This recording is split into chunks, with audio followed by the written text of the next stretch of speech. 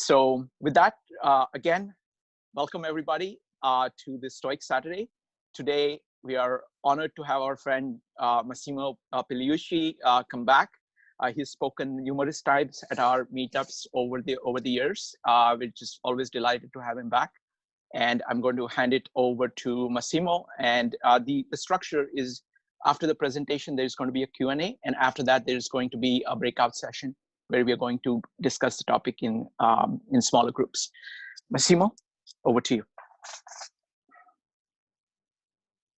Massimo, you're muted. There you go. That's better. Yes. As I was saying, thanks for having me again. This is always a lot of fun, and thanks to everybody for coming. So we're going to talk about exile, essentially, and how to deal with it.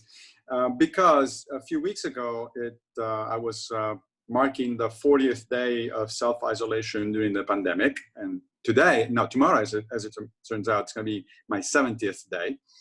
So it keeps going, as you all know.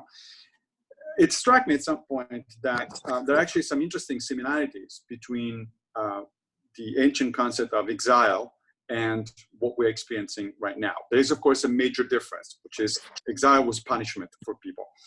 We're not being punished. There's nobody, this is not being, organized, orchestrated by somebody to punish us. It just happens. But other than that, there is a lot of similarities in the sense that we tend to be much more limited in what we were doing, what we're able to do. There are things that, our life is very different from what it used to be just a few weeks ago. I don't have to tell you all this, you know perfectly well. So the thought was interesting that I was interested in is to explore what Seneca in particular says about exile, although other Stoics had written about it as well, because it was a pretty popular thing at the time. Whoever was a little bit too annoying, the emperor or the king would send him into exile. In fact, you were likely to be sent into exile. Otherwise, it was a death sentence. And several Stoics have been sent into exile. In fact, there's a kind of a long list. That list includes, of course, Seneca himself, and we're going to talk about him in a minute. It includes Musonius Rufus, Epictetus' teacher, who was sent into exile actually 3 times. The first time he went voluntarily, actually, to accompany a friend of his who was sent into exile by Nero, and then later on he himself was sent out by Vespasian. So he had quite a bit of experience. In fact, he was sent to an island off the coast of Greece that's named Giharos. And Giharos was famous in antiquity for being a place for exile. It's a barren island. There's pretty much nothing on it. And interestingly, it has been used as a place for political exiles up until the 1970s, if you can believe it. The Greek regime, the military regime in the 60s and 70s actually sent a number of people there. In fact, just during the 20th century, second half of the 20th century, 20,000 people were sent to Giharos in exile. So it's kind of interesting. It's an interesting history. Right now, actually, if you're curious, you can't get there. The Greek Coast Guard will stop you if you try to get on the island, and it's kind of too bad, because I would have liked to go and visit, the place where Musonius Rufus was exiled. Epictetus himself was sent into exile by the Emperor Domitian, because just like many other Stoics, he had this penchant for, as we put it today, speaking truth to power, and power usually doesn't like to be told the truth. And therefore it reacts in however it fits, it sees fit. And the interesting thing about Epictetus being sent into exile is that he actually made pretty good use of that time, because he moved to Nicopolis, which is on the northwestern coast of Greece, and he recreated his school there, which became the most famous and sought out school of the late 1st century, early 2nd century, throughout the Mediterranean. In fact, a later emperor, Hadrian, apparently went to visit and was on friendly terms with Epictetus. A number of other people, other Stoics that are mentioned in Epictetus' discourses that are loosely referred to these days as the Stoic opposition. the Stoic position, both Don Robertson and I have written about it. The Stoic position is a series of, it's a number of philosophers and senators who opposed the tyrannies of Nero, Vespasian, and Domitian. And as a result, as I said, were either sent into exile or killed. And several of these people are actually mentioned as exemplars of Stoic virtue by Epictetus. Now, specifically about today, I want to talk about Seneca and what he says about exile. Seneca was sent into exile and how to deal with, more importantly, how to deal with it. And that is what kind of sort of practical sort of insight we can get out of this. Now, Seneca was sent into exile, I believe, in 41, in the year 41. And the reason for that is apparently because he slept with Julia Livilla, who was the sister of the recently deceased emperor Caligula. Caligula was, in fact, not just deceased, he was killed by his own Praetorian Guard because he was a tyrant. But, you know, that's not the kind of thing you mention in polite conversation, basically, even at the time. And there's the story probably is that it's actually the accusation was against Seneca was unfounded, and it was made up by Miss Salina, who was an infamous, the infamous wife of one of the wives of the emperor, the new emperor Claudius. And that's probably because Messalina wanted to actually get rid of Julia Livilla, who she saw as a rival, and by extension, getting rid of anybody who was associated with Julia Livilla, and Seneca happened to be in that circle. So, and Seneca was beginning to be influential at Pallas at the time. He was pretty young, but so that's why he was actually initially condemned to death by the Senate, and then Claudius commuted the sentence to exile to Corsica. Now, Corsica is a large island of between France and Italy. It's right north of Sardinia. And if you go there today, it hardly seems like a pity to be sent there in exile because it's a beautiful location. You know, it's a series of resort towns. It's a great vacation spot and so on and so forth. But at the time, trust me, it was pretty barren. There was not much there. There were local inhabitants who were not particularly friendly or cultured. There was no large city anywhere. So it was a difficult life. You were thrown all of a sudden.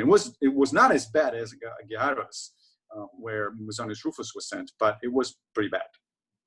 And from that island, Seneca wrote a number of letters of consolation to people who had lost their adult. One had lost her adult child. That was Marcia, and then to a friend who had lost a brother. His name was Polybius. But the third letter that he wrote from Corsica was to his mother Helvia, and that's because Helvia was distraught about the fact that her son was in exile and she couldn't see him. Seneca was in exile for a number of years, incidentally, 8 years, in fact, until he was recalled back to Rome under the by Claudius because of the influence exercised by Agrippina the Younger. Agrippina the Younger was yet another of Claudius' wives. In fact, the last one, allegedly, she poisoned him in the end. So that was the end of Claudius. And Agrippina the Younger was, of course, the mother of Nero. And she recalled Seneca to Rome because she wanted Nero to become the mentor for the young Nero, which did happen. And as you probably know, that led to a whole sorts of interesting situations over the next several years, up until Seneca eventually tried to retire from his appointment because he saw where Nero was going, increasingly unhinged. Nero did not allow Seneca to retire because he needed Seneca's prestige to back up his regime, essentially. And at some point, there was a conspiracy against Nero, the so-called Pisonian conspiracy, which failed. And Seneca was accused of being part of that conspiracy and therefore was ordered to commit suicide by the emperor. It's likely that Seneca was not actually part of the conspiracy, but it's also likely that he knew about it and didn't say anything to the emperor, which is essentially the same as being in the conspiracy. You don't necessarily need to actually participate in the action in order to be sort of guilty of a conspiracy. So that's the long story essentially. But we're back into Corsica, and during his period of exile, as I said, he wrote a number of letters with philosophical content. The letters of consolation were a philosophical genre at the time. Several philosophers engaged in that sort of stuff, and they were real letters written to real people for real reasons. You know, these were actually, you know, the letter to Helvia was sent to his mother, but they were also written in a way that could be read later on. They could be copied and could be read later on as a publication, essentially. And so they always had a point of instructing the reader about one or another aspect of the philosophy of the person that wrote the letter. So all three letters of consolation that Seneca wrote clearly are include explanations of Stoic principles and things like that. Okay, so I'm going to start by quoting a few bits of Seneca from the letter to Helvia, and then I want to talk a little bit about what Seneca is saying there and how that reflects the situation of somebody in exile, and in particular, how it might help us deal with a situation of essentially exile in that sense. So a much diminished life, much more constrained life, etc., etc. So the first bit is from the second section of the letter to Helvia. And Seneca says, "Let those whose feeble minds have been enervated by a long period of happiness weep and lament for many days, and faint away on receiving the slightest blow. But those whose years have all been passed amid catastrophes should bear the severest losses with brave and unyielding patience." I kind of feel like one of those feeble minds that Seneca is talking about here, because, you know, in my life, I haven't actually experienced that many catastrophes. I've had my setbacks, some of which were self-imposed and some of which just happened, but definitely nothing like a catastrophe. What Seneca is talking here is Helvia actually had a very difficult life up to that point. And recently she had lost both her husband and another son. So it was, and then now Seneca was being sent into exile. So she had gone through quite a bit. But Seneca basically is saying that the prepared mind, the mind that has actually been paying attention to what was happening in life, is actually better positioned to withstand a setback. If you're used to luxury, if you're used to, he's going to talk about luxury again later, and I'll return to that particular topic. But if you're used to, you know, life always going your way, things going well, then, you know, when something doesn't go well, that can seriously affect you, that can seriously set you back, that can seriously psychologically do damage to you. And that, which is one of the reasons Seneca keeps saying, not only in this letter, but in the famous series of letters to his friend Lucilius, that you should always be wary of fortune. You never trust fortune. When things go well, they go your way, you shouldn't be too happy, because you know how fortune works. Sometimes things will go your way, and then, you know, she turns around and there's a setback or a catastrophe. So that's what he's saying there. That he's reminding basically his mother that she has withstood other setbacks before, and this is just part of life, and that she has the resources to deal with it. In fact, a little later on, he says, "You have gained nothing by so many misfortunes if you have not learned how to suffer." That is, you know, the whole point, not at the point of suffering, because there is no, you know, the Stoics are not the kind of people that would say that, you know, God sends you suffering in order for you to learn something, and it's stuff just happens. There's no particular rhyme or reason to it in terms of you as an individual. There is a rhyme or reason in terms of the universe at large, but not in terms of you as an individual. But the rational thing to do, the reasonable thing to do, is to learn from your experiences, particularly the bad ones. And so he's just reminding Helvia that surely she has learned something from what had happened before to her, because that one of the interesting things that Seneca writes in this letter is because Helvia is a woman, yes, but women, as the Stoics maintained, have the same intellectual capacity as men. They should be able to study philosophy and practice philosophy just as men. And That is, in fact, what Seneca says explicitly to his friend Marcia in the other letter of consolation, and to his mother. In fact, at some point, interestingly, Seneca says, it's too bad that my father, Helvia's husband, didn't allow you to pursue the study of philosophy directly because you were clearly well positioned to do so, which is a very unusual statement for the time. The only other school that I know of, well, the other two schools that I know of that clearly freely allowed women in were the Epicureans and the Cynics. This was a very unusual position in the ancient world.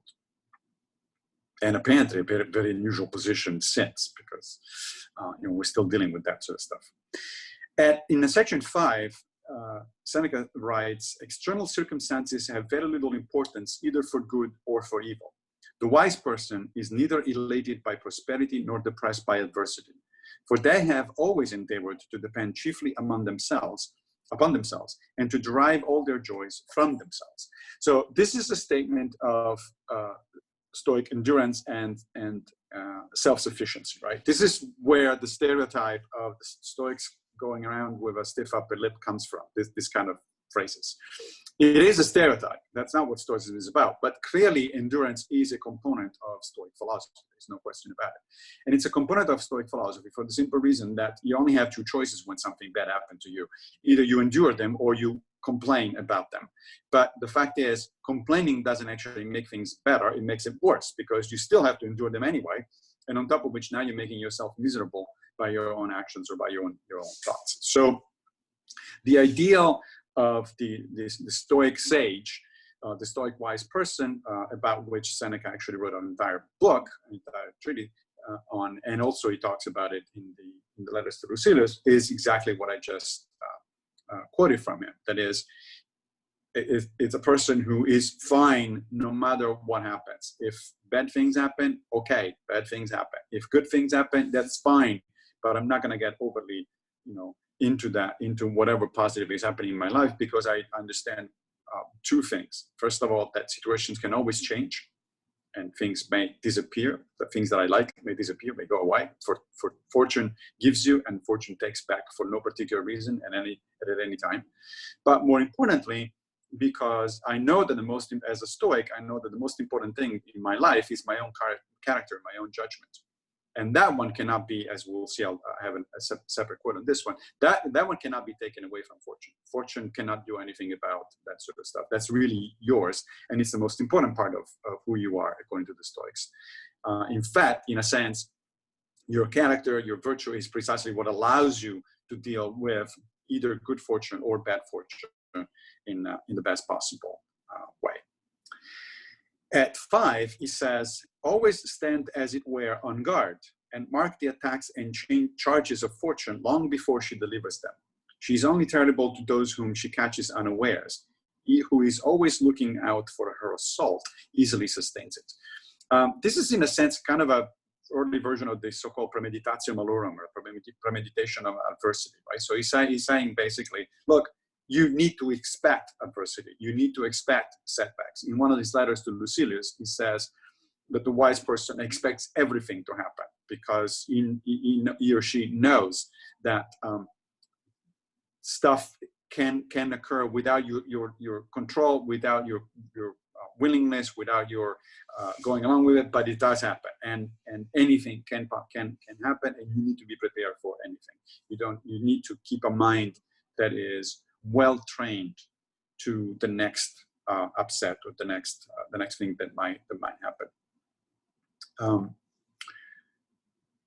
So fortune is only terrible to the people that she catches unaware. Right? So the people that are always thinking, oh, things are going to get better, things are always good, things, life is wonderful. Well, life is what it is. Sometimes it's wonderful, sometimes it isn't. And if you think that it's always wonderful, if you expect that to be the case, then you're asking for trouble. This quote, by the way, sounds very much like what Marcus Aurelius writes in the Meditations, where he says that the art of life is more like that of a wrestler than that of a dancer. And the reason for that is because the wrestler has to be always on guard, right? You never let your guard down, because your enemy, your opponent can come in at any time and try your virtue at any time. You never let your guard go down. At 8, Seneca says, whithersoever we betake ourselves, two most excellent things will accompany us, namely a common nature and our own special virtue. This is getting to one of the core issues of Stoic philosophy. Right? The two things that are always with us are, as he says, a common nature and our own special virtue. Our own special virtue is our character. Right? Our character is always with us, and it is the very thing that allows us to deal with situations, both good and bad, remember. Not just the bad stuff, but also the good stuff. You have to deal, virtuously also with the good things when they come. The common nature is this notion that we are all members of a cosmopolis. We're all members of the human race at large. We're interconnected with other people. And boy, have we been reminded during this pandemic that is in fact the case. Right? We're definitely interconnected. These whole thing started out literally on the other side of the world as far as we are concerned, and it got here in a matter of days after it started. And that's because we're interconnected. In fact, we're much more interconnected now for obvious reasons than people were in the time of Seneca. Although, don't forget that pandemics or plagues were actually fairly common at the time as well. Socrates survived the famous plague of Athens in the middle of the Peloponnesian War. And Marcus Aurelius had to deal with the Antonine plague during his reign. The Antonine plague was the worst in antiquity. It killed anywhere between 2 and 5 million people. And it probably was smallpox that was brought back from the legions that had fought a successful war against the Parthians on the eastern frontier, but then they got the plague and they brought it back and spread it throughout the empire. It's likely that Marcus Aurelius actually died of smallpox a few years later. His co-emperor Lucius Verus definitely died from it almost immediately. So back to Seneca. I have only 2-3 more things to bring up, and then we'll open up to the Q&A. At 8 still, he says, no place of banishment can be found in the whole world in which we cannot find a home. Now, this is a really interesting thought, and this is echoed by Musonius Rufus, who was writing, by the way, at the same time. Musonius was a near contemporary of Seneca, right? Because he was also in Nero's court. And Musonius Rufus, actually, the one that, as I said earlier, was sent to the barren island of Gyarus. He was sent there with a few people. And what did he do as soon as he got there? He basically studied at philosophy school. Little philosophy club with the people that were there. And Marcus Aurelius has a similar sentiment. He apparently didn't particularly care about court life. He didn't like the palace. He didn't like being surrounded by people who always wanted things from him. And so he says to himself in the meditation at some point, you can be a good person anywhere, including in a palace, even in a palace. Even under circumstances that you definitely don't enjoy, you can be a virtuous person, a good person. So this is the same sentiment that Seneca is saying there. Well, why is he saying so? Because, again, our main resources are internal, not external. Right? Of course, nobody's doubting that being into exile or being in the middle of a pandemic, it's an unpleasant situation. There's no question about it, right? But what he's saying is, if, in fact, you have cultivated your resources, your life internally, more than and so got as much away as possible from your dependence from externals, then obviously even a major change in the externals is not going to affect you as much as it will other people. And in fact, as I said, it's kind of a test of just how resourceful you can be. For instance, look at this thing that we're doing right now, right? I mean, all of these Zoom meetups and stuff like that literally did not exist until a few weeks ago, and now all of a sudden I'm doing a bunch of them. Lots of groups are doing all over the place. Stoicon was supposed to happen in October in Toronto. It's going to be online via Zoom. So we adapt. We invent new ways of doing things, and in fact, we should be thankful that we live in a time where there is this kind of technology that allows us to do this sort of stuff. Otherwise, we would have just been stuck at home with a few books, if you were lucky. I am stuck at home with an infinite number of books because I can download any book I want on my e-reader, right? So I'm never going to run out. I'm going to run out of Netflix shows way before I'm going to run out of books. So there's that to think about. And that is, by the way, this way of reframing things is a typical Stoic sort of mind trick, if you prefer, which is well known in modern psychology. It's called the framing effect. Bill Irvine wrote his entire latest book called The Stoic Challenge about the framing effect. And the framing effect is simply this notion that we know very well that people respond to the same exact situation very differently depending on how it is presented to them or how they present it to themselves. The typical example of a framing effect is if you go to the doctor because you thought that there was something wrong with you and their exams came back, and the doctor sits you down and says, well, here's the news. You have 90% chances of survival. That's one, then you react in a certain way. Now imagine the same situation and the doctor says, well, here's the news. You got a 10% mortality, 10% chances of dying. The fact is exactly the same. 90% chances of survival is exactly the same as 10% chances of dying. But people react very differently psychologically to those two ways of presenting things. So what the Stoics did already 2,000 years ago was to turn that effect to their own advantage. Like, well, instead of thinking that this is a catastrophe, as modern cognitive behavioral scientists call it, don't catastrophe. Instead of catastrophizing something, it's like, oh, this is the horrible thing. This is the worst thing that could possibly happen, and dwell on the negatives. Say, oh, that's interesting. This is an interesting challenge. What can I do to do something valuable, useful, to spend my time in a way that is valuable and useful, right? So use it as a challenge instead of indulging in regret of all of the things that I could have done and so on and so forth. Again, I'll give you my own example. I was supposed to leave for Rome in a few days to teach a Stoic school, as it turns out, there, and then to go with my wife to Greece for a nice trip that was, prepared months in advance, and we all had everything lined out. Of course, this is not going to happen. But instead of indulging on the regret of, oh my gosh, I wish I were there. Well, wishing it doesn't make it so. And the more you go there with your mind, the more you make yourself feel miserable. Instead, the question is, well, what can I do and use this time productively? What alternatives do I have that will keep my mind occupied to do something good with the time that I have in the situation that I have, not in the situation that I wish I had.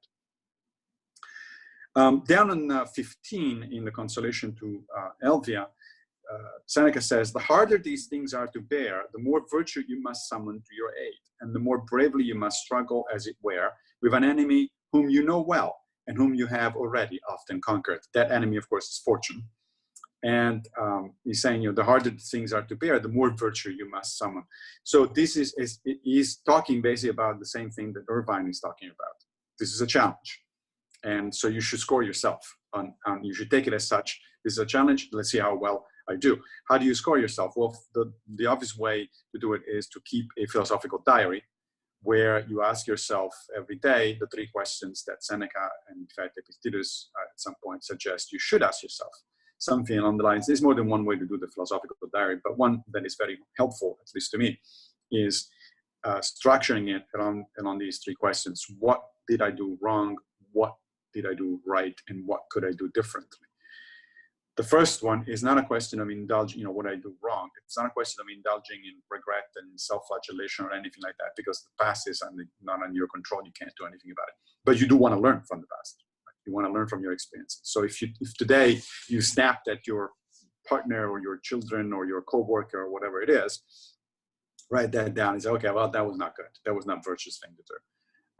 On the other hand, also keep in mind the good things you do, because this is training. And training means that you're trying to move away from certain kind of behaviors and you're trying to move toward other kinds of behaviors, right? So you want to keep both in mind, writing them down and analyzing them in a detached way. Pro tip, write your philosophical diary in the second or third or even third person, just like Marcus Aurelius does. He always says, you thought this, you did that. There is evidence from modern psychology that actually that helps distancing yourself from your the emotional aspect of things, and sort of write in a way that is more analytical, as if you were writing to a friend. Another way to do the philosophical diary is to imagine that you're writing a letter to a friend, so an epistolary diary, if you will. And then the third question, what could I do better, is because as much as we all like to think that our lives are infinitely varied and all sorts of things change all the time, that's not actually the case. pretty much every day we do pretty much the same things and see the same people, especially under very restricted conditions such as the ones that we're experiencing now. And so that means that similar situations will repeat over and over and over. So if you make a mental note and say, oh, so today under this particular situation, I snapped at my coworker or my friend, and here's what happened. What can I do better next time? How can I actually deal with the same situation better? If you write it down, if you think about the scenario ahead of time, then as Seneca was saying earlier, you're going to be better prepared for the next time that something like that actually happens. And then the last quote that I want to bring up to your attention is from section 20 of the letter, where Seneca ends with a very positive, very upbeat sort of conclusion. And so much for the Stoics and the stiff upper lip and all that sort of stuff. He says, "I am as joyous and cheerful as in my best days. Indeed, these days are my best because my mind is relieved from all pressure of business and is at leisure to attend to its own affairs, and at one time amuses itself with lighter studies, at another eagerly presses its inquiries into its own nature and that of the universe." So he's actually perhaps enjoying his exile is a little too much, but he's making the best of the situation, and he's joyful, he's cheerful about it, because he knows that he can rely on his own inner strength and on his own way of dealing with the situation, no matter what that situation is. So I'm going to stop here and perhaps.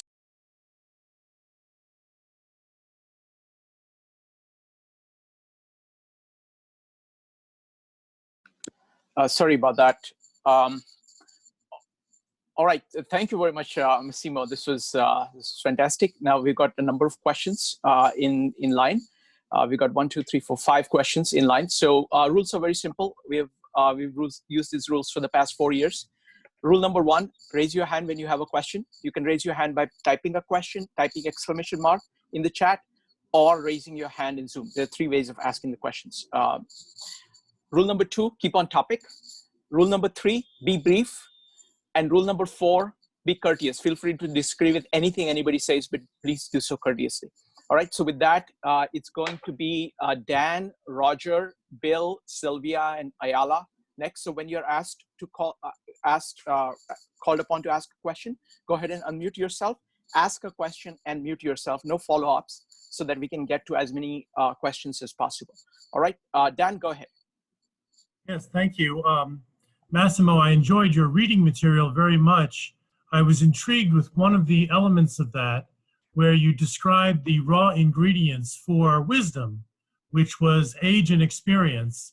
And then you added that wisdom still does not come automatically with those ingredients. It needs mindfulness or something extra.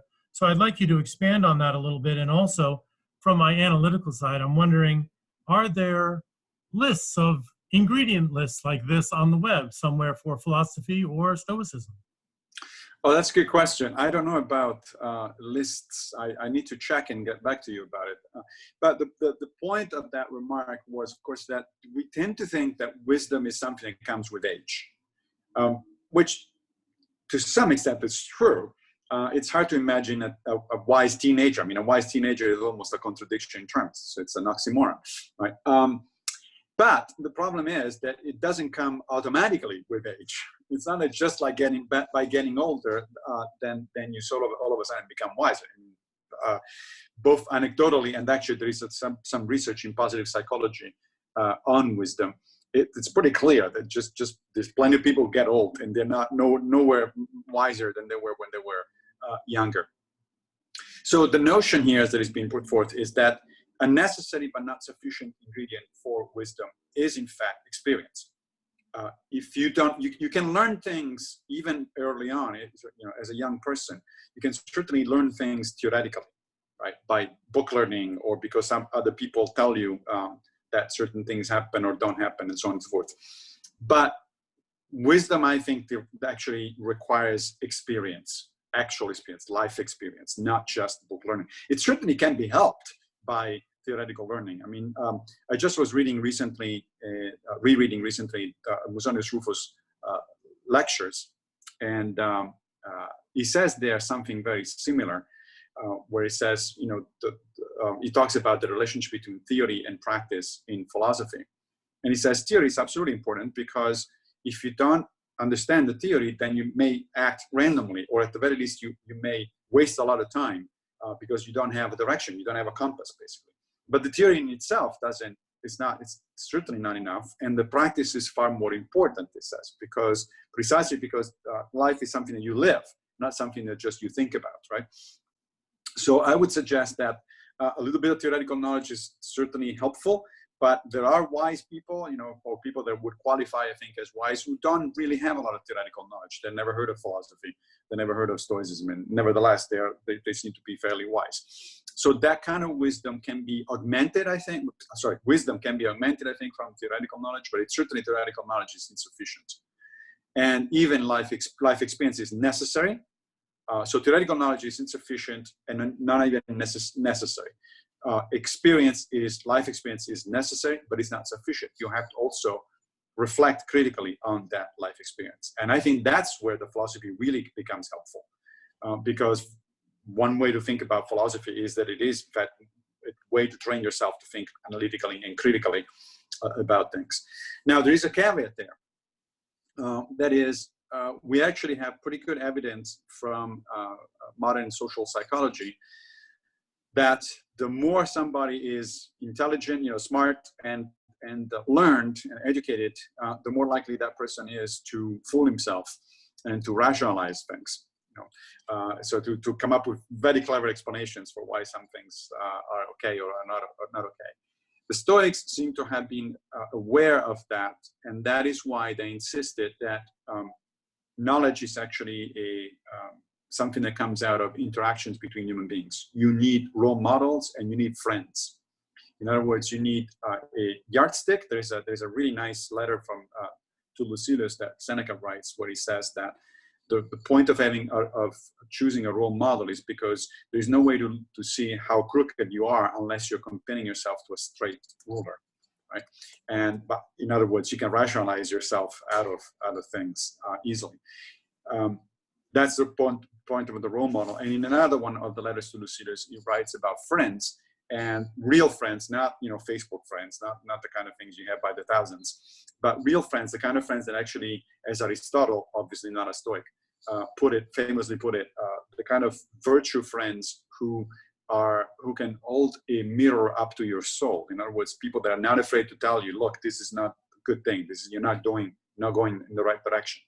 Epictetus emphasizes this as well. He says, be careful what company you keep.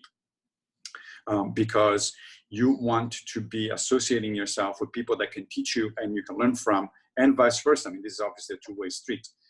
You don't want to associate yourself with people who are going to actually drag you down, basically, and sort of put impediments to your virtue. Yeah. Okay. Next. So it's going to be Roger, Bill, Sylvia, Ayala, Zeno, Joseph, Françoise, Jeff, and Robert next. So Roger, go ahead. Okay, I need to be short then. Yes, yes. Hi there. So great talk. Thank you for sharing that with us. So I was just putting some comments as you're talking, like putting in the chat room. One was, as you were talking, it came to mind that it's really important to have the Stoic practice of intentional discomfort. So and that's something that I've been working on. Some things from like, I know they talk about cold showers, sleeping on the floor, not great food. So I guess the question would be kind of building on that, like, what are some practices that you think have been useful or have read about that people should try to do? Yeah, that's a great question. Yes, the mild exercises, and I stress mild, exercises on self-deprivation are an important part, I think, of Stoic practice. Seneca actually talks about it in the letters to Lucilius, among other things. And he says, at some point, he says, we should practice poverty, for instance. So just go out, with worn out clothes and don't eat much and that sort of stuff. And in other places, he talks specifically about eating, and he says, you have no idea how good that stale bread and soup actually tasted after 2 days of fasting. That sort of stuff. And fasting is good for your health as well. So it is. That's right. Exactly, it is. Now, what I would say is, I'm a little wary of some of these exercises, or particularly, let's say, the cold shower stuff, It's fine if you want to do it. I think that one needs to keep in mind why these exercises are done, and that would actually give you a pretty good clue to what exercise, because I don't think that this is a one-size-fits-all kind of thing situation. So what is the reason for doing this? The reason for doing this is kind of twofold. On the one hand, to remind yourself or to show yourself for the first time that you're not actually as dependent on externals as you think you might be. So that you don't need the gourmet food all the time, that you don't need the hot shower all the time, that you don't need, this or that or the other, that you can do just fine without it. You're okay. The other one is kind of the converse, which is an exercise in thankfulness. Right? So it's like, as Seneca says, after I go back from my fasting, then I'm thankful that I have anything to eat because it's great. It tastes great. So it's an exercise in countering what modern psychologists call the hedonic treadmill. This notion that, going after pleasures after pleasure after pleasure, we get numbed by these things, and then we always want more. We're not getting anywhere with that. That's why it's a treadmill. And so resetting the hedonic treadmill basically can be done by these kinds of exercises, because all of a sudden, if you've done, without your iPhone for a day, the following day it's like, you panic. And the following day you say, oh, look at that. I had this wonderful instrument here that, I have the world at my fingertips. However, as I said, this needs also to be done in terms of, so one thing that you don't want to do is to do those exercises in order to show off. So when I hear about people who take selfies under a cold shower so that they can post it on Instagram, it's like, no, you're entirely missing the point. That is not what this is about. I think it is Epictetus that says, a very simple way to practice temperance is the next time you're thirsty, get a sip of water, spit it out without telling anyone. The crucial part there is without telling anyone. You're not doing it because you want to show off your virtue or your endurance or whatever. You're doing it because it's your training. You're doing it for yourself, right? So on the one hand, it's a question of attitude. Why are you doing it? We should keep always in mind why we're doing these things. The other one is which specific things to do. And there I think it depends on what you have trouble with, right? So for instance, my favorite exercises, which I do every week, self-deprivation, tend to be fasting. And that's because I like to eat a little too much. So fasting is good for me, not just health-wise. It's good in terms of, reminding me that I don't actually need to eat that much. And the other one is abstaining from alcohol at least one night a week. Now, this may not sound too much to you, but remember, I'm Italian. We don't have dinner without a glass of wine. So, and yet I can, of course, have dinner without a glass of wine, right? And so I do that on a regular basis. I don't do other exercises because they're not the kind of things that presents a problem for me. And one of those that are fairly popular from what I hear, which I do occasionally, and I do it only occasionally because I don't seem to have that much of a problem with that particular behavior, is abstaining from buying things. Right? So sometimes I do an entire week where I buy only groceries. That's it. Done. Nothing, either offline or online, nothing.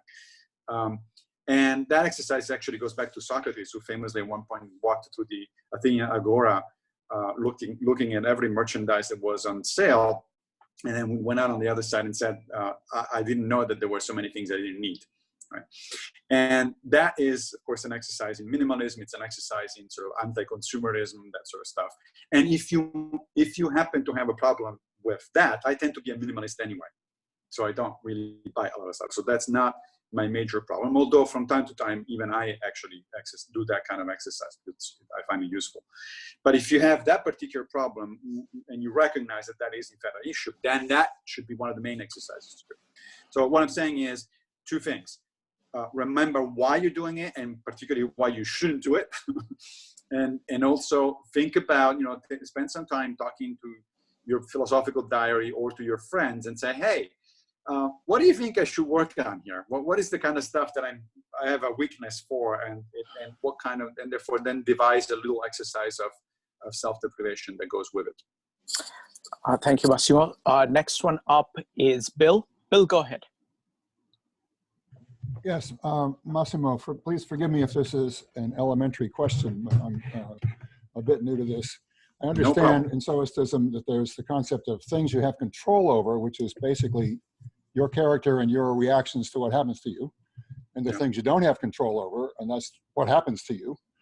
But among those to which we are advised to be indifferent, some are preferred and some are not.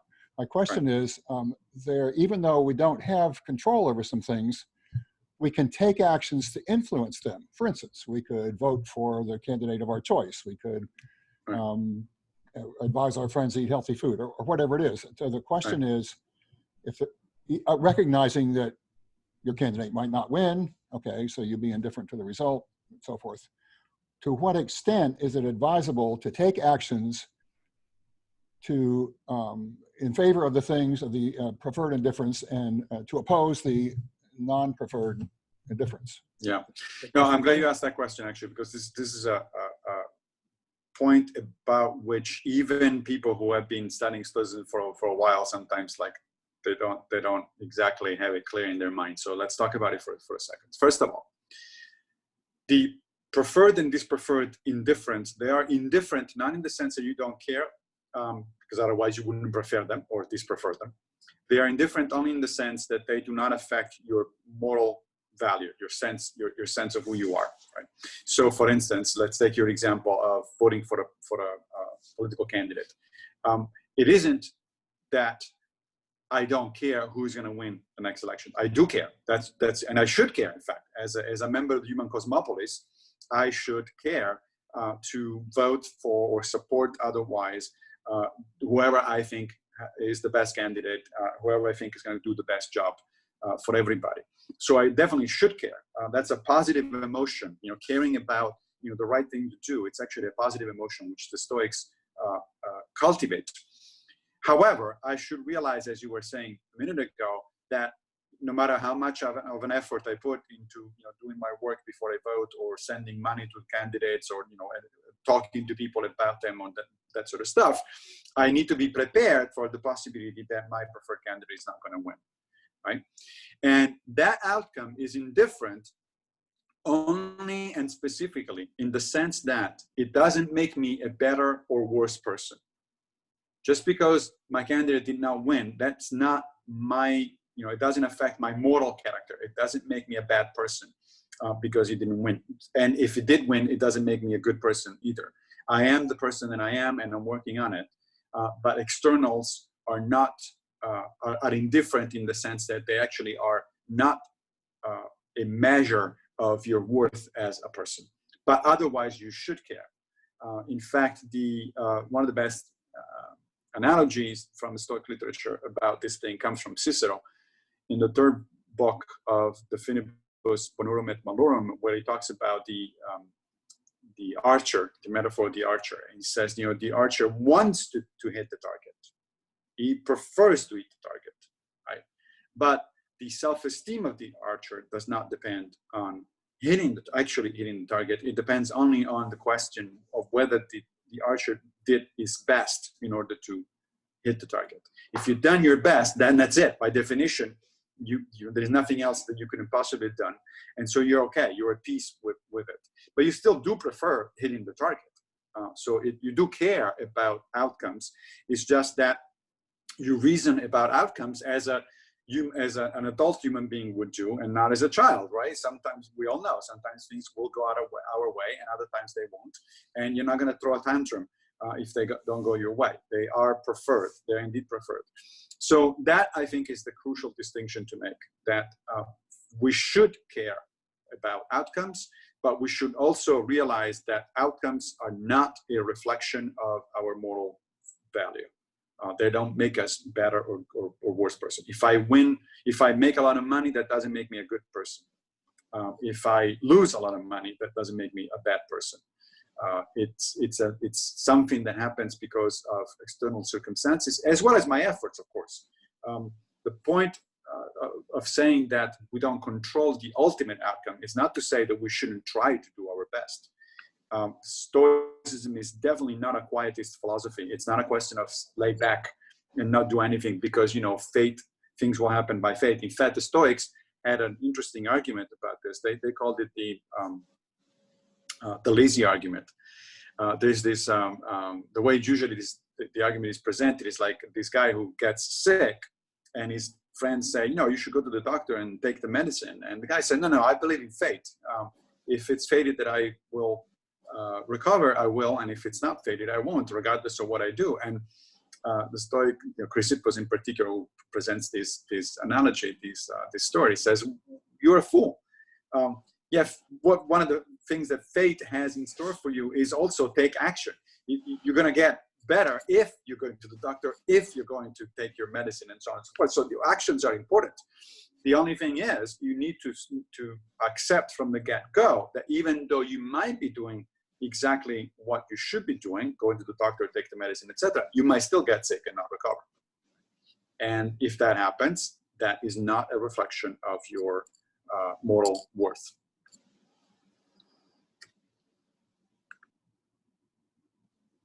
Next up is Sylvia. So it's going to be Sylvia, Ayala, and Zeno next. Sylvia, go ahead. First of all, I think it was my cat Leo that walked on the keyboard and asked for a question. Just saying. Yeah, it was not within your control. Now, do you still want to ask a question? No, I'm okay with it. I'm just in the sense that I work with teenagers, and some of them are wise. And one of the things I'm always wondering, because I read also the Patreon article you put on, and I saw the note, and it made me think, what do they have in common? And what they have in common is something that I struggle with, is they take a second to absorb. They don't react immediately.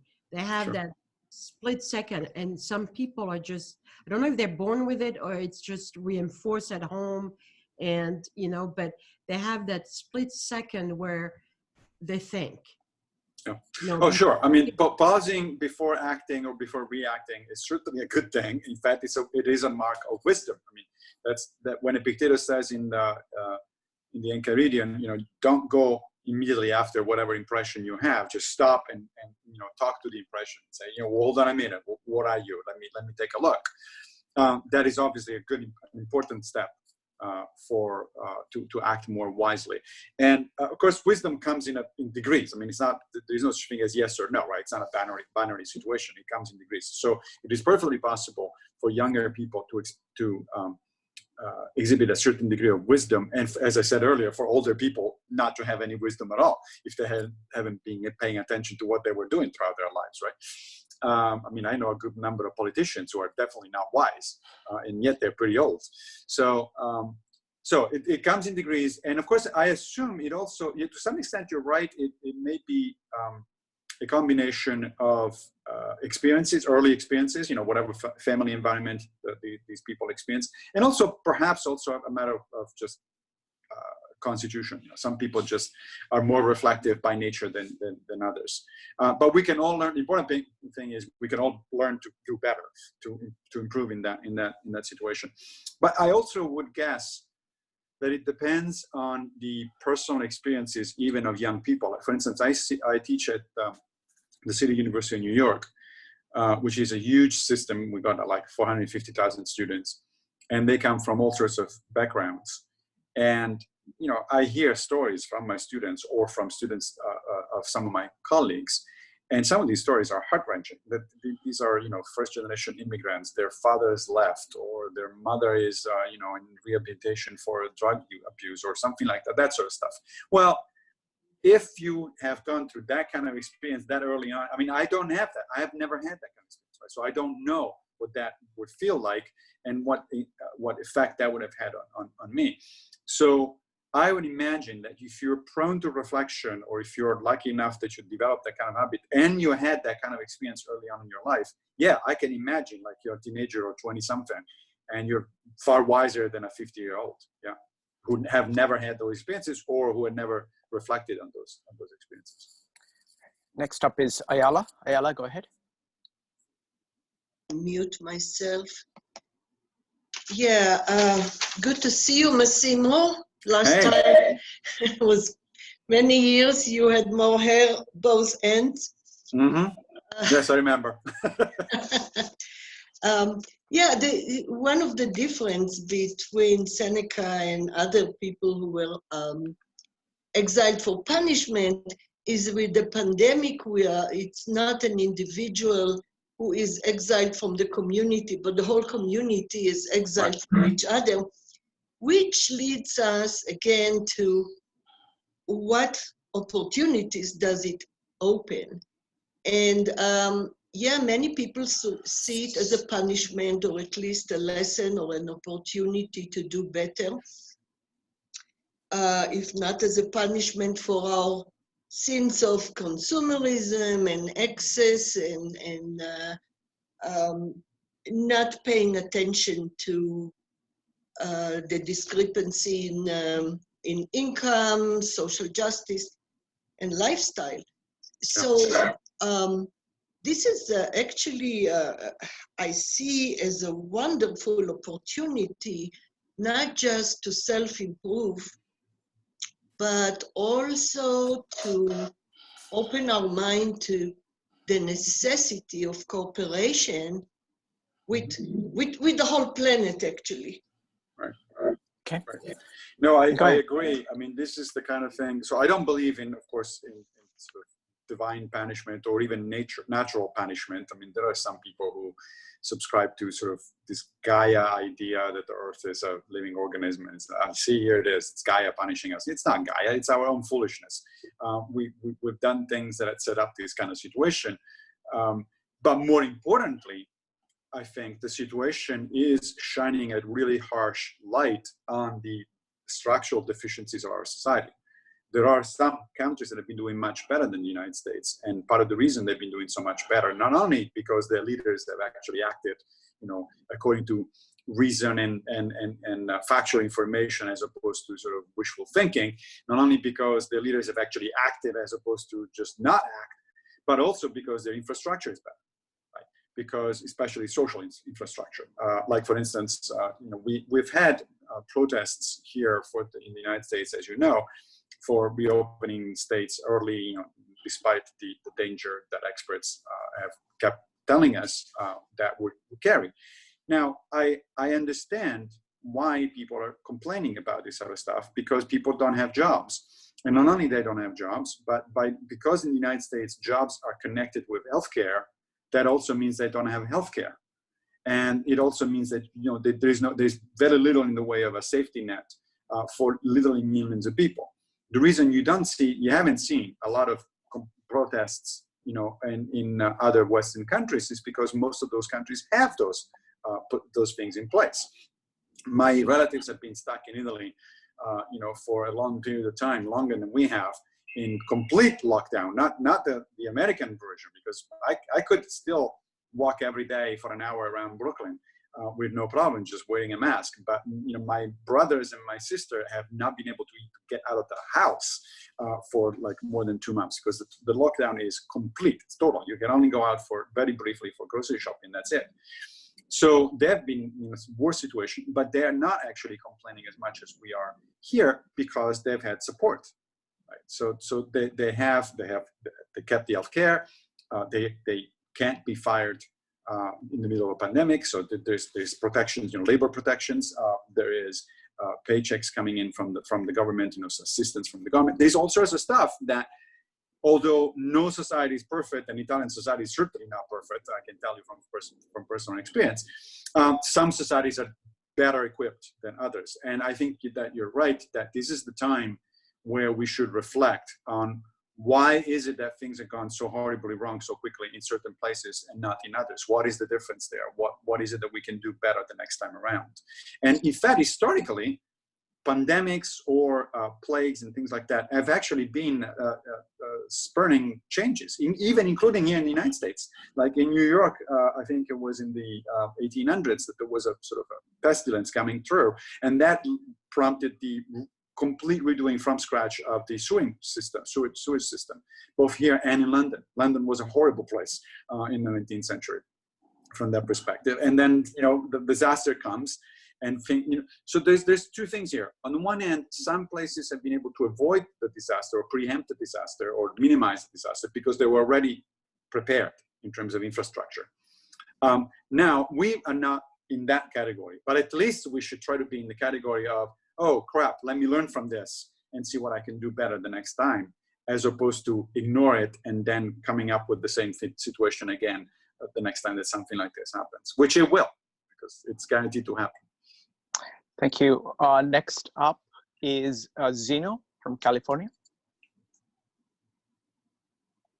Zeno, go ahead. You can unmute yourself. Okay. Hi. So it seems that the Stoic philosophy assumes a very strong separation of the external and the internal,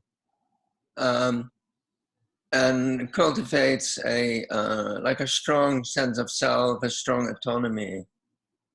Does it say anything about mental illness? So, for example, dementia, when somebody feels slipping away mentally, falling apart mentally, over time, there's still a time where you are aware of this, or could be aware of this.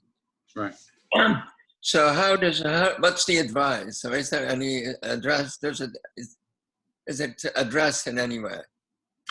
Actually, it is addressed, and the advice, it's pretty tough. So, but before I get there, let me rephrase a little bit the topic here. So, the Stoics are aware of the fact that there are situations under which you are no longer in control of your decisions. So it is true that they make this sharp distinction between externals and internals, but remember, they consider our own body part of the externals, right? Because our health is affected by external situations. You can work out every day, you can go to the doctor for preemptive medicine, you can eat very healthy, and then the virus strikes you anyway. And then somebody runs you over with on a car and you break your bones. So your health is also part of the external, even though it concerns your body, right? So, and remember, externals are things that you can influence. It's not like they're completely outside of your sphere of action. It's just that you can only influence them. You don't control, you don't ultimately control them. They were also aware that there is a lot of mental activity that you don't control. Seneca On Anger gives the example of blushing.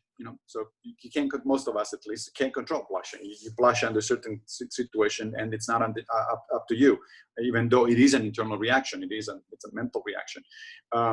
Even the first stage of anger, which that book is, of course, concerned with, are not under your control. This physiological sensation that we have, this boiling of the blood and all that, so that's not under your control. That just happens. So even a large part, we will say today, a large part, they say they would probably think a certain part of mental life. We today, on the basis of cognitive science, would say a large part of your mental life is not under your control either. The only thing that is under your control is your capacity of judgment, which they use a particular term for. Prohairesis is the term that Epictetus uses, and it's usually translated as will or volition. And Marcus Aurelius uses a different term, although it means the same thing. He uses the term hegemonikon, which translates to ruling faculty. So whatever allows you to make decisions, basically. And today we know what that is. It's the frontoparietal lobes of your brain, right? Which of course can be damaged. Right? There can be an accident or it can be a disease that can damage your frontoparietal lobes, in which case you lose your prohairesis. You will no longer be a independent agent. So the Stoics knew that could happen, and Seneca at one point writes in one of the letters to Lucilius, he says, "My dear friend, if I ever see myself going in that direction, that will be the time when I'm going to decide to slip the cables, as he puts it. In other words, to commit suicide." Right? That was, the Stoics were very careful about the whole issue of suicide, but they thought that there are certain conditions under which you're no longer essentially in a position to do anything in the world. You lose everything that matters to you in terms of, you're not able to exercise your virtue, you're not able to exercise your judgment. And that might be a time where you might want to actually think about sort of the ultimate freedom, as Epictetus puts it. However, they're very careful in putting the bar very high for that sort of action. So everything before that point, you have actually a duty to stay, in other words, and do your best. Now, the case of mental illness is interesting, like depression, things like that. There is a Stoic literature about modern Stoic literature about that. There are articles, if you go and check, particularly the Modern Stoicism blog, which is a major source of all sorts of articles about all aspects of Stoicism. There are several people who actually suffer from depression, and they will tell you how Stoic practice helped them. But of course, even in those cases, it depends on how much of your proairesis has actually remained intact, right? If you're depressed, your proairesis is definitely diminished. But if there is enough of it left that you can still make decisions and can still think about what you need to do and what you need not to do, then actually Stoic practice can still be helpful to you. If you need medications to get back to that point, then by all means take medications. I have a colleague at City College, Lou Marinov, who wrote this wonderful book of several years ago on philosophical counseling, and it's called Plato, Not Prozac. And it's the notion that, for most of us don't need medication. Most of us need to actually think carefully about what we're doing and why we're doing it. But in the introduction to the book, he explicitly says, then again, sometimes you do need Prozac or whatever medication. But once you take the medication, the point of the medication is to bring your mind back to a functional level, right? To bring back your proairesis, as the Stoics would say. And once that has happened, you still have the problems of your life to deal with. You still have to answer questions like, what am I doing and why am I doing it? And what is the best thing for me to do? And the pill isn't going to tell you that. It's your reflection that's going to be able to tell you that. Okay, next question is from Joe. Joe, go ahead. Thank you for joining us here today. It's a wonderful talk. You mentioned reframing, and the idea of one of the practices that I used actually in your book is what we call good and bad, and then reframing what it is, and then reassessing, and it's validating whether it is a good or not. Is that the best way for a long-term solution to prepare for events like the ones we're going through now? And how does that, and then does it help us also prepare for other very difficult circumstances that arise? Yes, I would say that practice is really challenging, but if you master it, and it's challenging for me. I mean, whenever I try that exercise, I slip from time to time during a day or during a week. I say, oh crap, I used the word good or bad for something that it's not really good or bad. Now, of course, that said, same caveat that I mentioned earlier. When we say that there is only one good and there's only one bad, and those things are, the only good is my own good judgment, right? My own character, and the only good character, and let me phrase it even better, actually. The only good things for Stoics are things that improve your character. And the only bad things are things that are detrimental to your character. Because it's not even quite true that your character is under your control. The Stoics knew that. The Stoics agreed in that sense to some extent with Aristotle when he said, your character is clearly depends also on the external circumstances. I mean, we would say it depends on your genes in parts, right? But it also depends on your upbringing, right? On what environment you have, what education you have, et cetera, right?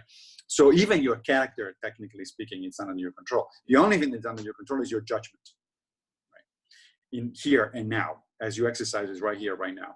Now, of course, the idea is that the more you arrive at good judgments, the more your character is improving, and the more you engage in bad judgments, the more your character is going down the drain, right?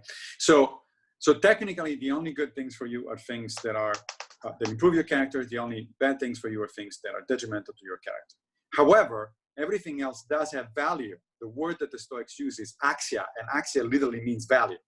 Okay, so other things can be preferred or selected, or non-preferred, dispreferred or disselected, depending on your judgment. And in fact, other things are the way in which you improve your judgment. Right? You need externals in a sense, because that's how you improve your judgment. And judgment is applied at something, and it's applied to externals. Money, fame, poverty, disease, all this sort of stuff. Those are things you apply your judgment on. So, but again, back to your question, I definitely would recommend that exercise, which consists, just for people who haven't, looked at the book is a Handbook for New Stoics, which I co-wrote with Greg Lopez. And one of the exercises in that book is, try to go for an entire week without ever using the words good or bad for anything other than things that affect your character. So none of this stuff, oh, that was a good movie. That was a movie that was filmed in an interesting way and acted in a competent fashion and so on and so forth, right? But not a good movie.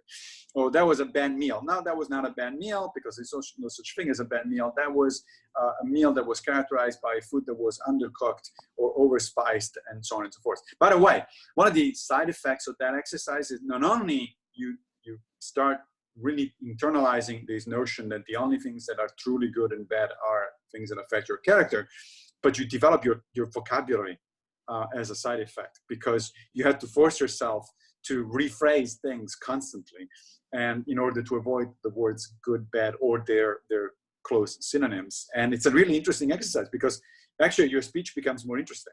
You're much more descriptive at that point when you don't, good and bad are just shortcuts that we use for everything.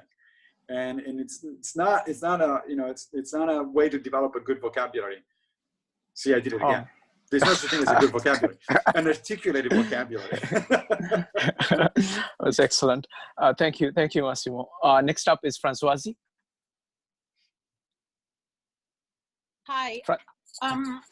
Okay, you were speaking about exile, and there's definitely a big difference between chosen exile and imposed exile. No, if you can't go back to your country, it's a completely different feeling. But I know personally, as a chosen exile, since I was 27, settling in different countries, I never experienced the feeling of nostalgia, like we have now. Well, I don't know for others, but for the first time, I have a certain nostalgia that I never had before. And I was wondering where the Stoic is putting nostalgia, which is completely different from complaints. Yeah, that's a good question. So I would say it depends on how you experience your nostalgia. So I was reading this really interesting article by a psychologist just a few days ago in the New York Times. And the article was suggesting that one way to cope with the pandemic, with the isolation from the pandemic, is to engage in what he called mental time travel. And so, so imagine yourself either in the past, in places where you've had good experiences with, or in the future when you're going to be, doing things that are interesting again, or, the kinds of things you want to do, or even in a different present, imagining a different present where things could be worse, in fact. And so that you can tell yourself, hey, this is actually not as bad as these other things. Now, the latter one is actually a Stoic exercise. It's the premeditatio malorum. It's imagining things that in a worst case scenario, and I'm fine with that. I'm not so sure about these traveling back and forth mentally in time, because I think that one of the things that might happen there is that you get an affective response that you don't want. In other words, if you just are thinking about what you might want to be doing in the future after the pandemic is over, in terms of planning, right? So you're kind of analytically thinking about it. It's like, okay, I'm going to do this and that and the other. That's great. That's actually a way to keep you busy right now and project yourself into the future.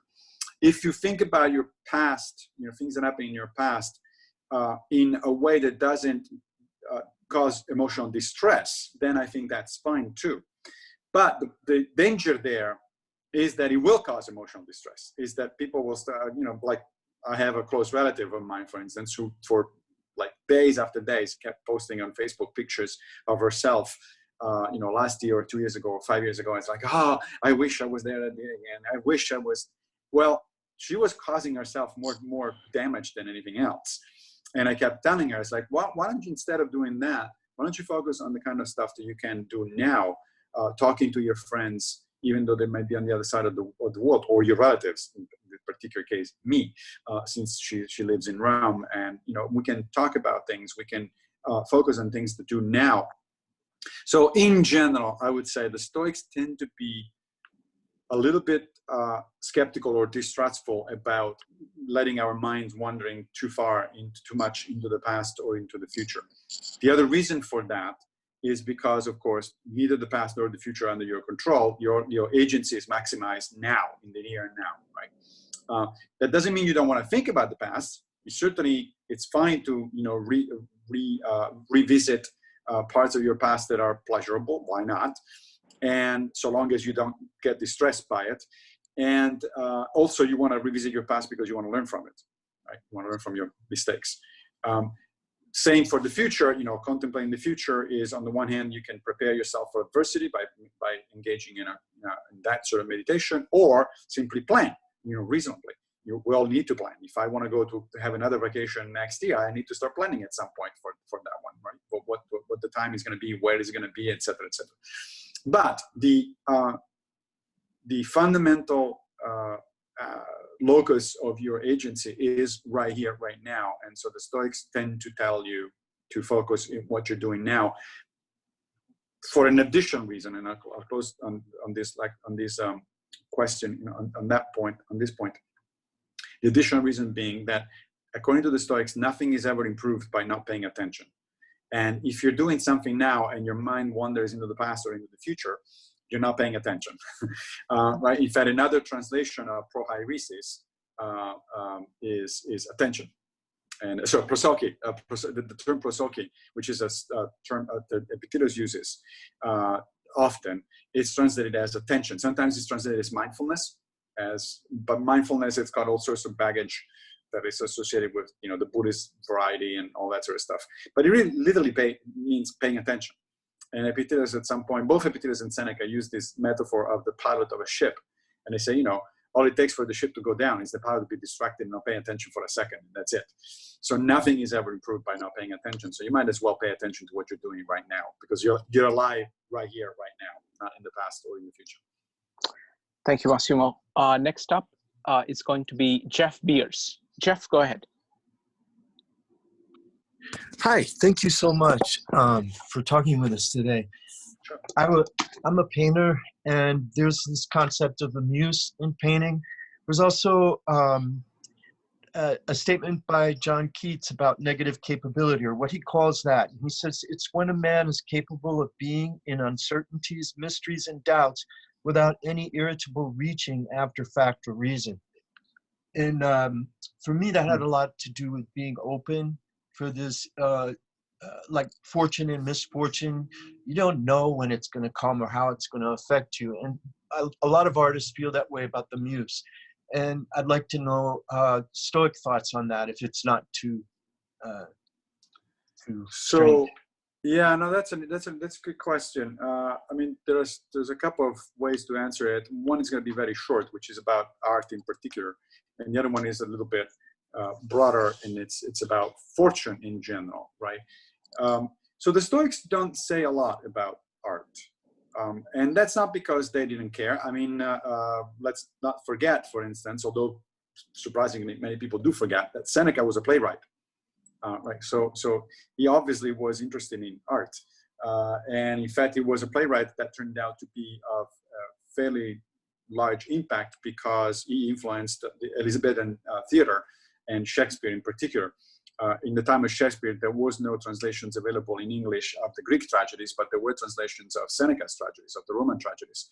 And so actually a lot of what we get, what we think of sort of Shakespearean theater is actually influenced by way of Seneca, by the Greek, yes, but only indirectly by way of Seneca more directly. So there is such a thing as a place, of course, for art and creativity in general in Stoicism, but it's not directly addressed for the simple reason that it's not really something to do with how you with how you improve your character, which is the whole point of Stoic philosophy, right? Stoic practice is all about arriving at better judgments. And if art somehow does help you arrive at better judgments, then all the better.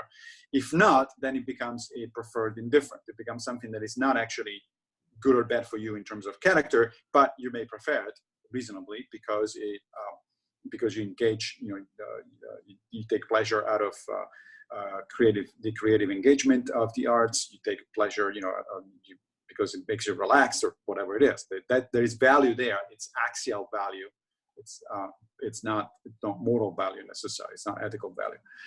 In the broader terms, however, of, fortune definitely can come and go at any time for any reason, and you're not going to know when that's going to happen. Things you may there's a really interesting bit in Seneca, in I think it's one of the letters to Lucilius, where he says he's describing these games that the ancient Romans were doing, where they would flood an arena like the Colosseum, and so that they could actually stage mock naval battles. They literally would put ships in there and have them battling against each other, right? And Seneca apparently went to see one of these, not at the Colosseum, because the Colosseum didn't exist at the time, but there were other theaters. And he says, here you have it. The ship seems to have won the day, and then all of a sudden it sinks, because it turns out that there was a hole in the hull, that has developed during the battle, and that they're going down. So they were at the height of pleasure because they won the battle, and then all of a sudden they go down, and they go down. The fortune is just turned against them. And Seneca sees life like that, and that is why he keeps insisting on the fact that we should focus on our inner resources, on the improvement of our character, and then develop an attitude of equanimity toward fortune. Equanimity means that you're taking fortune for what it is, both in the good and in bad, right? So one of the things, it's not just about the bad stuff. That's why it's not just about the stiff upper lip, for instance. It's also about the good stuff. You don't want to get too excited about the good stuff, because you have to remind yourself that it wasn't really much of your doing. If you got lucky that things went well in this particular case, part of it was your effort for sure. But in part, depending on, the outcome always depends on other people and on circumstances. So you just got lucky. So don't get too cocky about it, because not only it wasn't entirely your doing, but that luck may turn on a dime. I just read for a book club so I started recently doing a Zoom book club, basically. And the very first book that we read was Boëtius, The Consolation of Philosophy. Now, Boëtius was not a Stoic. He wrote in the 6th century, I think, so after the collapse of the Roman Empire, or the Western Empire. And but he was strongly influenced. He was a Neoplatonist, but he was strongly influenced by the Stoics. In fact, he mentions Seneca by name in that book. And he wrote that book in a very interesting set of circumstances. He was awaiting his trial for treason, which apparently was a trumped up charge, and eventually was condemned to death. So he knew that he was probably going to die. And he spent a year writing this book in prison. Before that, he was at the height of his powers. He was one of the most powerful men in Rome. He was rich. His children were doing very well in terms of career and everything.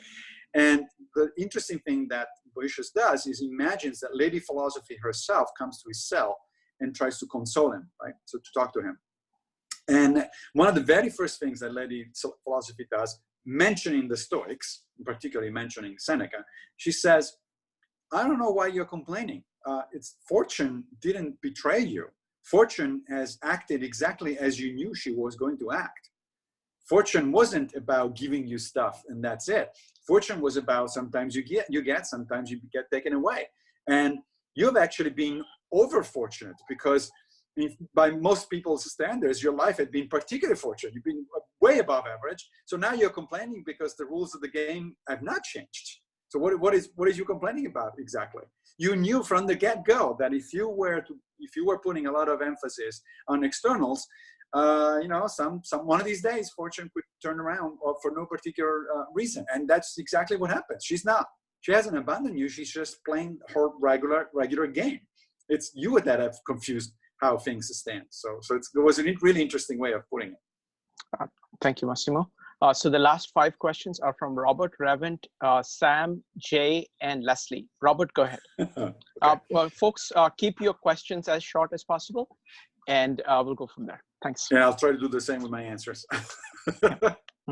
Okay, I think this will be short. Can you hear me?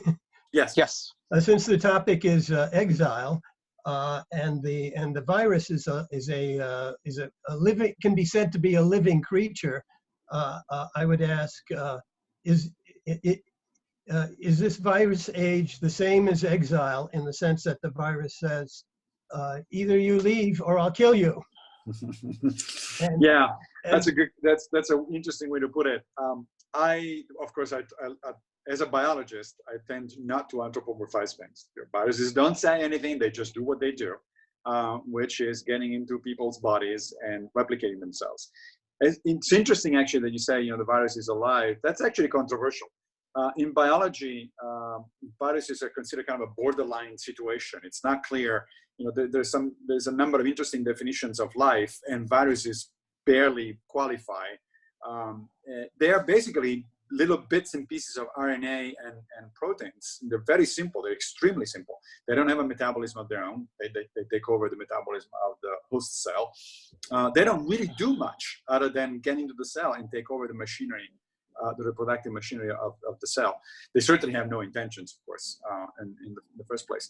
So I would say that the Stoic take there is, it is what it is. Viruses do what viruses do. And we shouldn't be surprised that viruses do what they do, right? We shouldn't be imputing them with anything in particular. They're just doing their job, so to speak, that as it was implemented by them, into them by natural selection.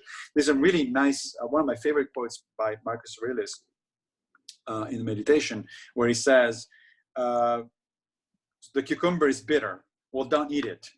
Why do you have to go on and complain that there are such things as bitter cucumbers in the universe, right? So what he's saying is the world is what it is, and there's no sense in complaining about the fact that there are viruses in the world. There are. That's it. It's a fact of life, right?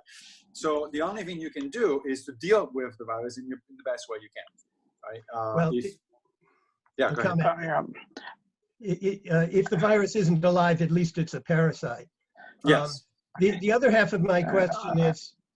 The other half of my question is it different from Seneca's exile in the sense that Seneca, the exile was complete separation, except for perhaps for writing. But in our case, we are allowed to have a distance of 7 feet, between 7 feet, and we're allowed to have conferences like this with Zoom. That's not exile. That's right. Well, so the notion here is that exile is not a complete isolation. I mean, Seneca was not in complete isolation, right? He was not in a prison cell like Boetius was, waiting for execution. He was with other people. But the problem is the quality of his life was much lower than it was in Rome, and the number of constraints on his life was much larger, right? And so in that sense, I think there is a good analogy. Yes, of course, every analogy should not be pushed beyond a certain limit because then it breaks, right? But I think in that sense, we're in exile. Yes, we do have contact with other people, although, as I mentioned earlier, that depends on the country. There are other countries where the lockdown has been much more severe than it has been in the United States. And yes, we do have Zoom. We can talk to other people and that sort of stuff. But nevertheless, our lives are in fact constraints, and that is creating problems, psychological problems. I don't think there's many people who wouldn't trade this kind of meeting for, an in-person meeting at a bar where we could talk about Stoicism while drinking some good Falernian wine, as Marcus Aurelius puts it, right? So there are analogies there, but of course, yes, the analogy is limited. It's like every analogy, there's a limit. Okay, next one up is Revent. Revent, go ahead. So from what I understood from what you'd said a while back, the Stoic's conscience is satiated when he knows he's done his best, regardless of external circumstances and all of that. So is there a room in Stoicism for what, Einstein or Jung might call, introducing playfulness into your work regime, which causes this noise in your system that might lead to much better progress in the long run, as opposed to more of brute force work ethic. So is there something in Stoicism about that? Yeah, that's a good question, and there is a nice bit in Seneca. Again, I think it's one of the letters to Lucilius, where he says to his friend, it's like, sometimes you just have to relax. Sometimes you just have to have fun. He actually says that recharges your batteries. Of course, he doesn't use that particular phrase, but he does something he says something very similar. And he actually mentions examples. He says, Socrates used to be playful with his friends, and Scipio, who was a famous Roman general, sometimes moved his soldierly limbs to the sound of music. And Cato, who was a Stoic role model, sometimes would drink wine even to intoxication, because sometimes that's just the thing you want to do. And so there's very much, and it says in other times you just have to go out and take a walk because it's good for your mind to detach, to disengage from things. So very much so there is something like that. There is not a lot of it, because that's kind of taken for granted as a sort of background condition. But actually Seneca directly addresses what you're talking about. He says, yeah, you need to do that. In fact, contrary to the sort of common stereotype, the Stoics are also not averse at all to pleasure. The Stoics explicitly say that pleasure is according to nature, as they put it. And pain, on the other hand, is contrary to nature, meaning that human beings naturally seek pleasure and naturally try to avoid pain. The only thing that they insisted on is that pleasure shouldn't be your ultimate goal. It shouldn't be the goal of your life. But you should absolutely pursue pleasure when it is reasonable, and so long as you don't do that in a way that compromises your character, that makes you engage in bad judgment.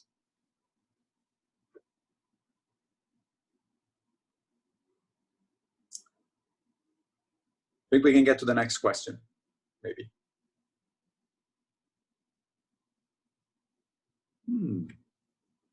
Or maybe not. I think I was. Shrikant, yeah. Sorry. Okay, if I go ahead. Yeah, go ahead.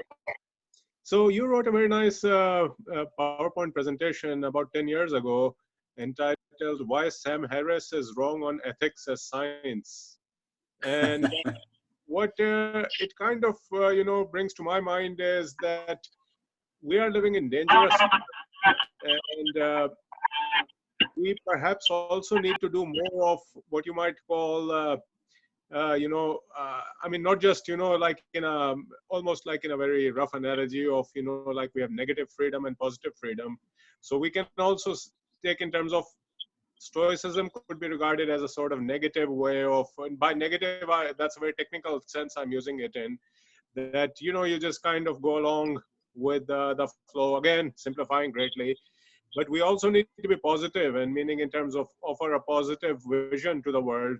And part of that includes fighting against people who, you and I probably consider as charlatans, like Sam Harris, and, massive, 300,000 strong, followings on social media and whatnot.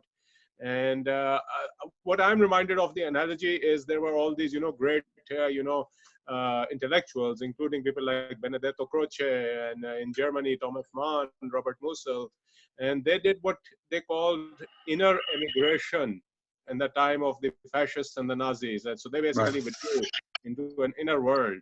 And what's your question, Sam? It's better to also, kind of be more aggressive and go after these people who are spreading, the worst sort of. Yeah, so that's a good question.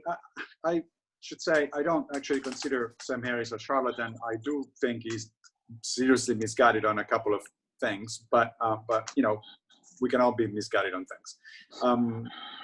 And I do use the word charlatan in some cases, although as a Stoic, I probably shouldn't. The fundamental, one of the things that I appreciate about Stoicism is precisely that it pushes you to suspend judgment on other people as much as possible. That doesn't mean that you should agree with other people's, misguided opinions. That doesn't mean that you shouldn't, fight for, the good fight and try to push the right way or a better way of understanding things. But you should try to stay away, or I'm trying to stay away as much as possible from sort of these strong judgments on people as opposed to on ideas that people have. People, we can all be mistaken for all sorts of reasons. Who knows what people's motivations are and what their history is. I never met Sam Harris, for instance, personally. I read a lot about it by him, but I never met him. I don't know who he is really, seriously who he is in terms of character and so on and so forth. So, as far as I can, as far as I'm concerned, he could be the best person in the world and just have some misguided ideas. However, that said, I do think that you have a point there in terms of yes, it's pretty clear that Stoics do have a duty to pursue truth as much as it is possible. And this is clear in a number of ways from the Stoic literature. First of all, truth or good reasoning is actually considered a virtue. I know that we all talk about the four cardinal virtues, usually practical wisdom, courage, justice, and temperance, but there is a number of other virtues that are non-moral within the Stoic universe. And truth, seeking truth and reasoning in a cogent way, in a coherent way, and seeking factual information, those are actually all considered to be virtues in Stoicism. Okay, that's why the Stoics study not just ethics in their curriculum, but also logic and physics. Physics being, the general natural sciences, how the world works, and logic being, how to think about the world. So there was such a thing as non-ethical virtues, and we're supposed as Stoic to cultivate those. That's one way to put it. The other one is, there are plenty of examples, for instance, mostly in Marcus Aurelius, where he says, what should be your attitude, what your attitude should be about other people who you think are mistaken? Well, it should be something like on the lines of, first you ask yourself whether they're really mistaken, because it could be that you are the one who's mistaken, number one. Number two, if they are in fact mistaken, or if it turns out that your best judgment is that they're mistaken, then your first duty is to correct them. Why? Because they're members of the human cosmopolis, and your interest is in the betterment of the cosmopolis, and truth is a good thing, it's a better thing, it's a virtue, and therefore you should try to correct them. But three, sometimes, as we all know, it's not possible to correct people. People don't respond kindly, or they don't change their mind accordingly. And therefore, Marcus Aurelius says, that's where your endurance comes in. You just endure them. You just say, well, it's on them. I did my best. I tried to change. I put forth the best notion that I could possibly master. And if the other person agrees or not, that's on them. That's not on me. Thank you, Massimo. Last question is from Leslie. Leslie, go ahead. Leslie, are you there? iPad 2. Give me a second. Oh, I'm sorry. I thought it was my turn. Oh, Jay. Okay. I called upon you. You couldn't. I didn't hear you last time. So go ahead, Jay. Oh, I'm sorry. Yeah, I had a little trouble with my microphone. Thank you so much, Massimo. I really learned a lot from your talk today. And my original question was based on something that I read from Factfulness by Hans Rosling. I was trying to find out what is a good way to kind of get a better understanding of the world through statistics. And it occurs to me that it's quite difficult for the human mind to kind of be not influenced by propaganda and try to learn the truth as it is.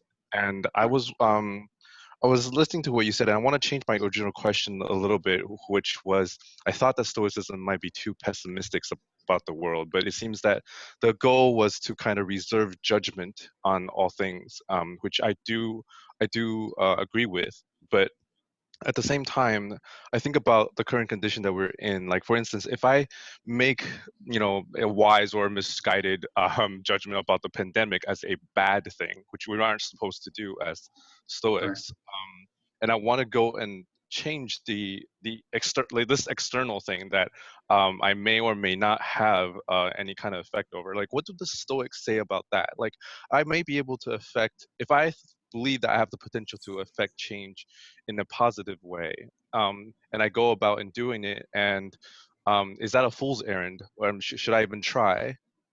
Yeah. No, that's a great question. No, you should definitely try it. It is a Stoic duty, I think, and it's pretty clear from all of the ancient Stoics, as well as frankly from modern Stoic writing. We do have a duty to help the cosmopolis, meaning society at large. So whenever we can do something that is helpful, we should do it. Whether we succeed or not is not up to us, of course, right? But we should try. So there definitely is a duty of that kind. Now, in terms of sort of practical things, of course, none of us can individually stop a pandemic. There's no way to do that, right? But even those of us who are not policymakers or who are not, biomedical researchers and so on and so forth, we can still do quite a number of things. The very first thing we can do is not to make things worse, right? So maintain the damn social distancing, for instance, or don't go out even though it's summer and we all want to be outside, don't go out if more than it's strictly necessary. Still limit, even when states begin to open up, as they are in the US at the moment, be cautious. I mean, with my wife, one of the first things we decided was that even after New York City will open up, which it hasn't yet, no restriction has been lifted in New York City yet. In New York State, some, but not in New York City. But even when they do open up, we're not going to rush to the next bar or to the restaurant or to the concert hall, even though we very much want to do those things, of course. But they're not. It's not a good way to do it. It's not only going to be endangering our own health, but it's going to make it worse for other people. So we're trying. The first thing you can do is just be sure that you're not making things worse, which takes effort, as we all know. Because as I said, tomorrow we are celebrating 70 days of isolation. That's psychologically, that's pretty hard, right? So it is a hard thing sometimes just not do anything, which reminds me of a wonderful quote by Seneca, again in one of the letters to Lucilius. Seneca was sick for a lot of his life. And interestingly, he actually had respiratory problems. He apparently suffered a serious bout of tuberculosis when he was young, and he had to go to Egypt for several years to cure himself with a better climate. And then he suffered from probably asthma for most of the rest of his life. And at some point he says to Lucilius, oh, the other night I thought I was going to die, right? Because my breath was not there. So it's very much a respiratory illness, just like the one that is threatening us right now, even though this was a different kind, but it was the same kind of situation. And what he says to Lucilius at some point, he says, sometimes it takes courage and virtue just to stay alive. Right? Or I would say in this case, it takes courage and wisdom just not to make things worse. So even that is something we can do. Then, of course, on top of that, we can do a bunch of other things. We can be helpful to our neighbors. We can be nice, to the people that are stuck with us at home, right? If you're with your partner or your children or whoever, you're going to be with somebody, and it's easy to snap. It's easy to lose your temper because everybody's under stress and an unusual situation. But you can make that yet another test of your wisdom or your virtue, like treat other people well, even though it's difficult. It's easy to treat other people well when things are going, very nicely for you. The real test is when things are not going very nicely. That's where your character actually shows, or where you can actually improve your character by mindfully, paying attention to what you're doing. Then there is other things we can do. We can, there is in the United States, there is an election coming up. We can vote and try to vote in a way that is sensible and makes sense in terms of the cosmopolis, as I said earlier. If you have money to spare, you may not because you may be unemployed. But if you have money to spare, then help, as you can. You can send money to the local soup kitchen, or there are now fundraisings, for instance, going on around here in Brooklyn to keep some of the businesses that are struggling up and running until things get better. There's all sorts of stuff that we can actually do in order to be helpful. And none of those things is going to defeat the pandemic, but it is going to be making other people's lives better. And that's the whole point, right?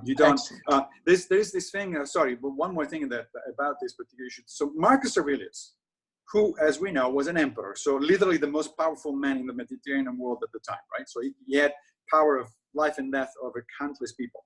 And yet, he says to himself in the meditation, don't wait for Plato's Republic. Do whatever little you can right now because it matters. So don't waiting for Plato's Republic was his way to say, don't wait for utopia, right? Don't wait for things to be great. And he says, do whatever little you can. This is an emperor, right? Do whatever little you can because it matters. And I think that's a great message for everyone to follow, to take at heart. Thank you, Massimo. As always, it was wonderful. Thank you so much.